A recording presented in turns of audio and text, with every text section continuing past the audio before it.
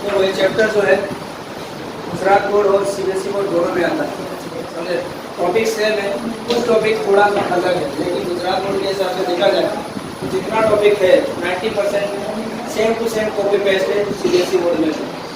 तो आप CBSE board का बुक उठाओ या फिर गुजरात बोर्ड का बुक उठाओ, सेम टू सेम वही चीज़ है, समझे। यहाँ पे मार्क्स जो होगा सेक्शन ए में 1 MCQ यानी 1 मार्क्स का MCQ आएगा और 8 मार्क्स का जो होगा प्रैक्टिकल आएगा, टोटल 9 मार्क्स का रहेगा। Okay clear. जैसे लेसन नंबर 8 का लेसन नंबर 5 है हमारा। अब देखो रिटायरमेंट ऑफ अ पार्टनर। अब रिटायरमेंट के साथ साथ कभी कभार हमारे पार्टनर हमारे साथ हैं वो डेथ भी हो जाता है, उनका होता है कि नहीं होता। तो रिटायर अलग बात है और डेथ अलग बात है। रिटायर किस रीजन से हो सकता है वो देखो। सबसे पहले रिटायरमेंट किस रीजन से हो सकता है, तो रीजन क्या हो सकता है। नंबर 1 सबसे पहले एज हो गया।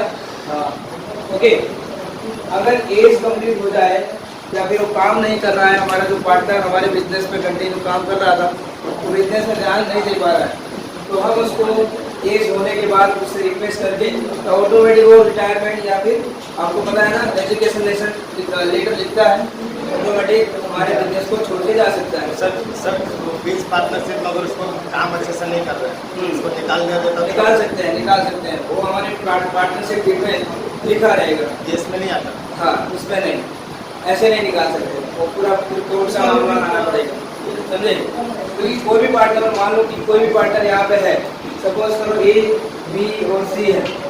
C ने, अब तीनों ने पार्टनर ने एग्रीमेंट अच्छा किया, 2-3 साल तक अच्छे से काम किया और C फिर काम नहीं कर रहा है और A और B चाहे कि अब C को निकालना है तो ऐसे नहीं निकाल सकते। C अच्छे से काम नहीं कर रहा है और A और B चाहते हैं कि C को निकालना है, ऐसा नहीं कर सकते तुरंत के तुरंत। उसके लिए हमें एक कोर्ट में अर्जी देनी होगी, पार्टनरशिप डीड उनको देनी होगी, उसके बाद कोर्ट इंटरफेयर करेगा उसके थ्रू, यानी हम तीनों को बुलाएंगे, व्यवस्थित बकायदा बातचीत होगी, उसके बाद दोनों पार्टनर्स की बात होगी और थर्ड पार्टनर अगर एग्री होगा निकलने के लिए तभी उसको निकाल सकते हैं, समझे। कोर्ट का इसमें हेल्प लेना पड़ता है, जैसा नंबर 7 में देखेंगे। अब एज हो गया, ओके। फिर यहाँ पे आता है कॉन्ट्रैक्ट। अगर कॉन्ट्रैक्ट सही है, उसने बोला यानी A B ने 3 ईयर के लिए C के साथ कॉन्ट्रैक्ट किया है, तो C को 3 साल बाद जाना पड़ेगा बिजनेस को छोड़कर, यानी पार्टनरशिप में से उसको जाना पड़ेगा, है ना। तो पार्टनरशिप यानी कॉन्ट्रैक्ट के थ्रू हो जा सकता है, ओके। फिर नंबर 3 भी हो सकता है ऑन डिसीजन। ऑन डिसीजन होता है कि नहीं होता है, खुद के डिसीजन से जो जा सकता है कि नहीं अब मुझे काम नहीं करना है, मैं दूसरा बिजनेस खोल रहा हूँ या फिर मुझे दूसरी ब्रांच खोलनी है या फिर मैं आउट ऑफ स्टेशन जा रहा हूँ, तो अपने ऑन डिसीजन से भी वो बिजनेस को छोड़कर जा सकता है। तो ये रीजंस हो गए रिटायरमेंट के, समझ में आई बात, ओके। अब इस चैप्टर में करना क्या है, डेथ वाला तो पता है, डेथ हो गई तो फिर उसको बिजनेस से निकालना पड़ेगा, लेकिन एक काम कर सकते हैं, जो उसका नॉमिनी होगा, डेथ होता है ना, डेथ अचानक से इंसिडेंट मान लो कि अचानक से एक्सीडेंट वगैरह हो गया, तो नॉमिनी जो होता है पता है कि नहीं पता। मान लो यहाँ पे C रिटायर हो, मतलब C की डेथ हो गई, सपोज करो, जो उसके नॉमिनी में उसके सिस्टर होंगे, फादर होंगे, मम्मी होंगे, जो भी होंगे, उसका उस साल का पूरा प्रॉफिट होल प्रॉफिट जो होगा उसको दे दिया जाएगा। किसको दे दिया जाएगा, मदर हो गए, फादर हो गए या फिर किसी भी रिश्तेदार को दे दिया जाएगा जो उसने नाम मेंशन किया होगा। बैंक में भी आपने देखा होगा नॉमिनी का नाम मेंशन करना पड़ता है, पता है ना, वैसा ये रीजन है। और अगर कोई देश हो जाता है तो उसका पूरा प्रॉफिट उस साल का, हर साल का नहीं, उस साल का जिस साल वो बिजनेस में है उस साल का है, करंट ईयर में है तो उसका पूरा प्रॉफिट उसके नॉमिनी को चला जाएगा। क्लियर हुआ। अब चैप्टर में करना क्या है, सीखना क्या है, वो ध्यान दो। सबसे पहला पॉइंट आता है कि हमें सीखना क्या है। सिंपल सा तरीका अगर बच्चों को पता हो कि हमें सीखना क्या है तो वो पूरा माइंड लगाकर चैप्टर को अच्छे से समझ सकता है। तो हमें इसमें पढ़ना क्या है, सपोज करो एक्सरसाइज लिख देते हैं, है ना, एक्सरसाइज लिख देते हैं। नंबर 1 हमें समझना है new profit and loss ratio, जो सबसे इम्पोर्टेंट है। New profit and loss ratio compulsory आपको सीखना ही पड़ेगा। क्यों, उसका देखते हैं रीजन। नंबर 2 हमें सीखना पड़ेगा जर्नल एंट्री, गुडविल। जो गुडविल होगा उसकी जर्नल एंट्री हमें सीखनी पड़ेगी, क्योंकि उस सेक्टर में भी जैसा नंबर 5 है, यानी जो एडमिशन है उसमें भी हमने सीखा था गुडविल किस तरह से उसको ट्रीटमेंट किया जाता है, उसका जर्नल कैसे पास किया जाता है। फिर आएगा रीवैल्यूएशन अकाउंट। ये 3 चीज कंपलसरी हमको सीखना है इस सेक्टर में खास करके। रीवैल्यूएशन अकाउंट सीखोगे तो कैपिटल अकाउंट सीखना पड़ेगा, फिर बैलेंस शीट, कैश बैंक, वो सब सीखना पड़ेगा। ओके, तो ये 3 चीज हमें कंपलसरी सीखना। सबसे पहले बात ये आपको यहाँ पे ये हम देते हैं, new profit and loss ratio जो होगा 3 कंडीशन से फाइंड होगा। कितने कंडीशन से? 3 कंडीशन से।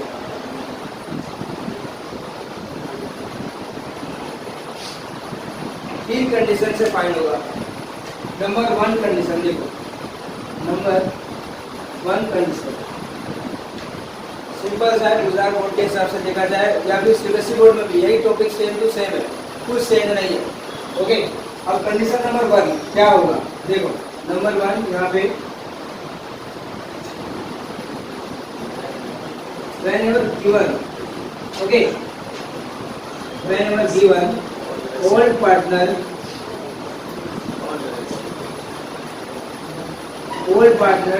old ratio,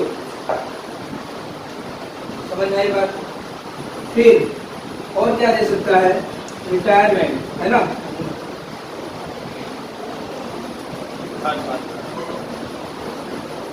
ये तो आपको पता ही चल जाता है। क्लियर हुआ? दो मतलब पहला कंडीशन है उसमें 2 पॉइंट दिया होगा, आपको एक पॉइंट दिया होगा, ओल्ड पार्टनर्स का रेशियो दिया होगा और रिटायरमेंट पार्टनर्स का शेयर दिया होगा। क्लियर? तो new profit and loss ratio, new profit and loss ratio जो होगा, देखो रिमेनिंग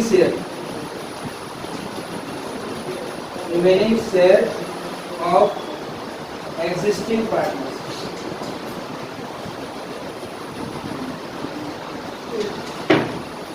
सिंपल सा, जो बचेगा शेयर, उसके जितने शेयर बचेंगे वो भी कौन से पार्टनर का, जो कंटिन्यू अभी भी बिजनेस में बने हुए हैं, उन्हीं का जो शेयर होगा वो नया रेशियो होगा। यहाँ पे हम लोग एक क्वेश्चन ले लें। ओके, सपोज करो यहाँ पे एन ओ 3 पार्टनर है, 3 पार्टनर जो है उसमें से उनका शेयर जो है 3Z 2Z 1 है। ओके, अब यहाँ पे एक आपको हिंट दिया है कि पार्टनर एन दूसरा है,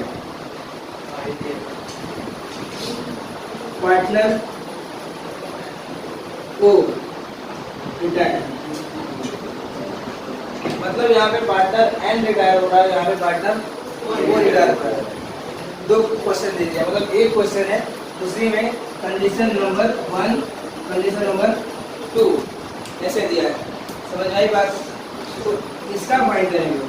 ओके, इसका तो यहाँ पे when partner N retire, okay, partner अगर एन रिटायर हो रहा है तो new profit and loss ratio, new profit and loss ratio is equal to new profit and loss ratio of partner कौन कौन से, देखो एन की बात हो गई, एन रिटायर हो गया तो बचा एम, बचा ओ, यहाँ पे ए शेयर गया, बचेगा ए और remaining share of existing partner, कौन से एग्जिस्टिंग है? एग्जिस्टिंग है एम और ओ, तो उनका शेयर बचा 3 और 1। तो new profit and loss ratio of M and O ना, तो कितना होगा? 1। पता चला? अब यही चीज अगर हम लोग बी के लिए फाइंड करते हैं, इसके लिए बी के लिए condition number 2 when partner N retired. O retire. अगर O रिटायर होगा तो यहाँ पे new profit and loss ratio of किसका आएगा? M और N एंड ध्यान देना। अब इसके अंदर कौन रिटायर हो रहा है? O हो गया यहाँ पे। अब इसका रेशियो बचा M और रेशियो 3 और 2 समझ आई बात? सिंपल सा है, फॉर्मूला याद रखना है। Remaining share of existing partner वो new profit and loss ratio of condition number 1। ये condition number 2, condition number 2। Okay, simple सा कंडीशन नंबर 2 में हमको ये याद रखना है, whenever given। ओके, हमको क्या क्या दिया होगा वो देखो। ओल्ड पार्टनर यानी यहाँ पे जो पार्टनर हो गए, सिंपल सा यहाँ पे existing partner, gaining share of existing partner.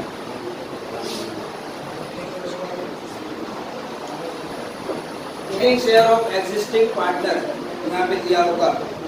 तो यहाँ पे फॉर्मूला, यहाँ पे रूल यानी फॉर्मूला नंबर 1 यहाँ पे सिंपल सा होगा।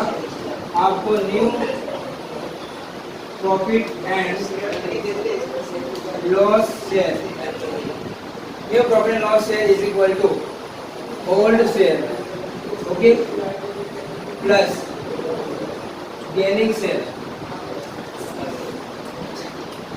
बस इतना सही करना है। इलेक्शन नंबर 3 लिख लिया, गुजरात बोर्ड पार्ट 1 अकाउंटिंग। यहाँ पे इलेक्शन नंबर 3 दिया है। एक्स वाई जेड जो है 3 पार्टनर यहाँ पे प्रॉफिट एंड लॉस रेशियो किस पर डिस्ट्रीब्यूट कर रहे हैं? 3:1 यानी एक्स वाई एंड जेड 3:1 में और डिस्ट्रीब्यूट कर रहे हैं। क्लियर?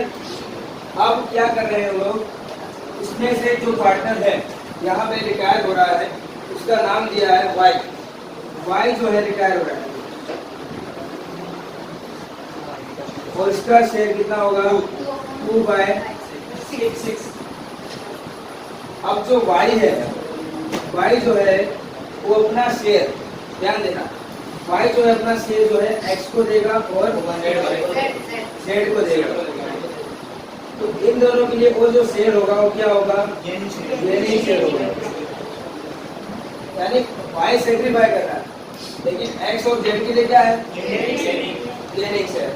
तो gaining share of X and Z दिया हुआ है यहाँ पे 1/9, ओके, और 2/9। Clear?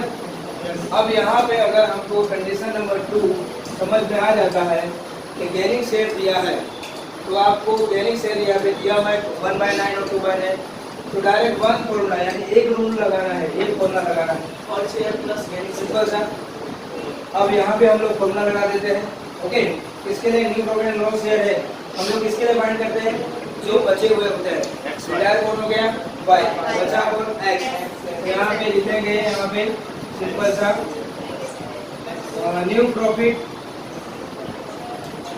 Loss share of x, फिर वही कॉपी पेस्ट करके यहाँ पे जेड। अब एक्स का कितना है यहाँ पे? देखो, और ओल्ड शेयर कितना आएगा? 3/6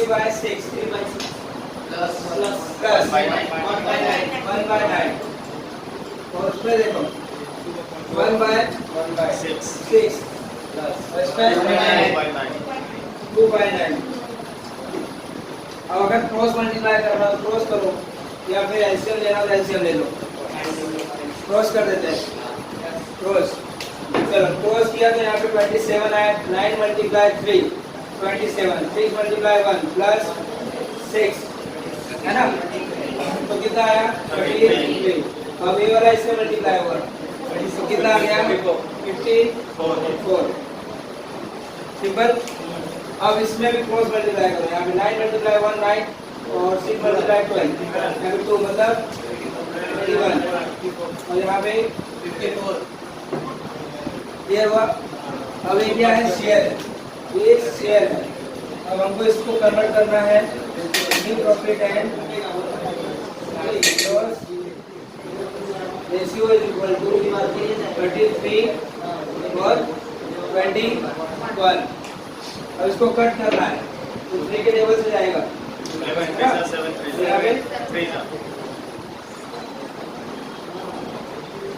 ऐसा होगा। 7 आएगा ना, हाँ सॉरी 7 ये का तो है लेकिन वहाँ पे 3 लिखिए तो 7 ये हो गया।